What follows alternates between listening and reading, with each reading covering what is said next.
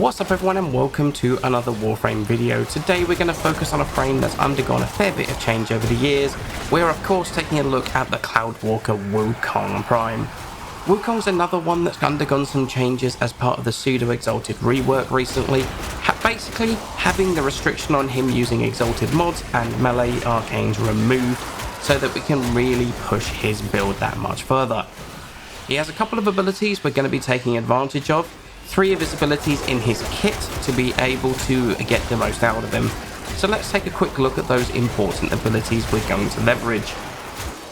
First ability is Celestial Twin. Wukong creates a twin to fight by his side, which has its own health bar based on a multiplier of your own health. It will use weapons based on your equipped weapons and what you're currently using. If you're using melee, your twin will use ranged weapons. If you're using ranged weapons, it will melee.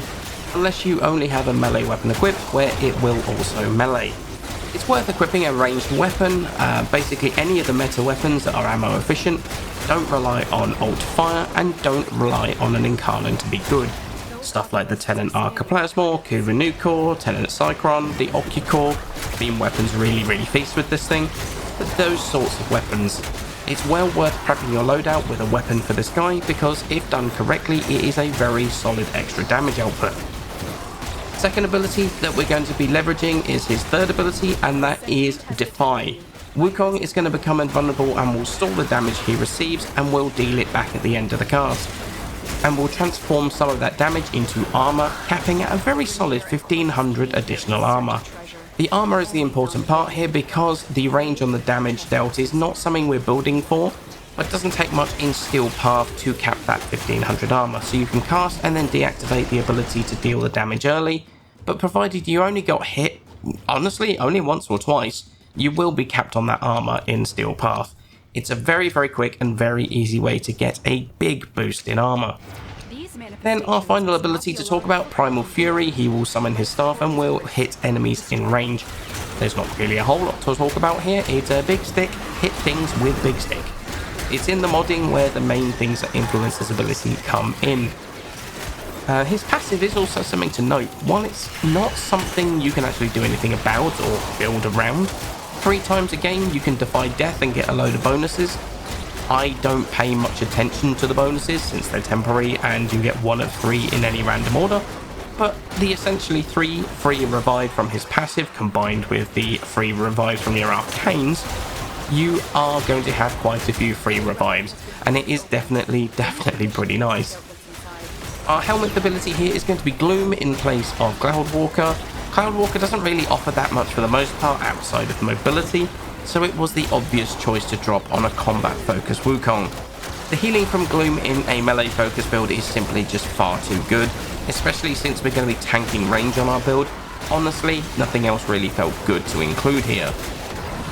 So with that said and done, how are we going to be building him? Well, we're going for a fairly standard triple umbral adaptation setup for our survivability, corrosive projection for our aura to deal with some of the armor on enemies, prime sure-footed because at high level knockdowns are often a death trap, blind rage is going to increase the damage of primal fury, narrow minded for max duration on defy, and also gives you drain reduction on gloom.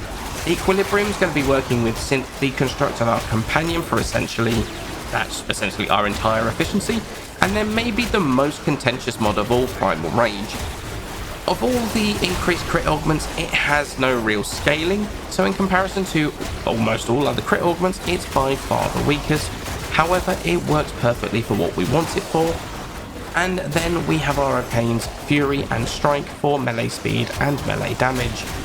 Our Archon shards on Wukong Prime are going to be 2 blue for additional armor to cover times when Defy is dropped, and then 3 red for melee critical damage. And then comes the most important part, the modding of the Iron Staff Prime. Condition Overload to work with the viral impact and slash on the weapon and Weeping Wounds for 100% status, plus whatever statuses you proc from your companion. In my case it's like 7 different ones at close range, and I'm gonna have a video on the Diriger and its companion weapon in the near future, so you can do this too. Then we're going to be running Berserker Fury for attack speed, Galvanized Steel for critical chance and critical damage, Gladiator Might for more crit damage, and then Primed Reach to make the range of the stick absolutely enormous. Final slot, we're going to have Discipline's Merit, which is so that we can heavy attack with the stick and not lose our combo, but have that option regularly, almost constantly really, due to the range of the stick. It is up almost, like I say, almost constantly. The reason for the way we've set up crit on this build is because we're really trying to maximize melee duplicate here to try and maximize how often we hit for that second time. Not just for the double damage, which, let's be honest, is hardly a bad thing, but we also get double status. And because of the way some of the more questionable damage reduction works on some enemies, hitting less hard in a single hit, but hitting twice is actually a ton more effective. There are ways to hit harder in a single damage tick with this build and with Wukong Prime, but this way we're going to be also trying to take down some of those more awkward enemies that much easier.